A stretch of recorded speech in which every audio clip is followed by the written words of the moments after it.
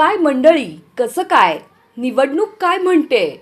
पण सोलापूर भाजपमध्ये सध्या मात्र एकच वाक्य ऐकायला मिळतंय, ते म्हणजे यहाँ पे सब शांती शांती है. कारणही तसंच आहे.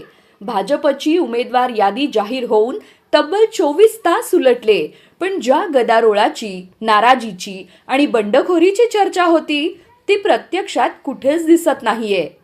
यादी प्रसिद्ध झाल्यावर भाजपमध्ये भूकंप होणार असं राजकीय वर्तुळात बोललं जात होतं. मात्र सोलापुरात चित्र उलटच आहे.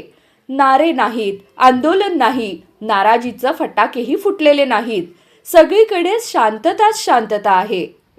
मंडळी, भाजपच्या यादीत आमदार देवेंद्र कोठे गटाला तब्बल 45 जागा मिळाल्या आहेत.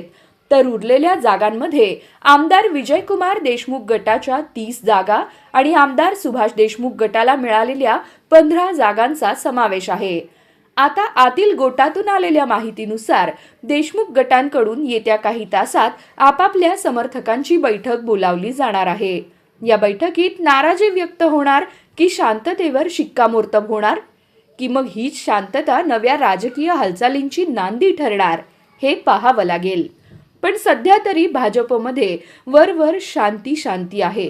पण ही शांतता वादळापूर्वीची आहे की खरंच सगळं मॅनेज झालंय, हे पाहणं आता तितकंच महत्त्वाचं ठरणार आहे.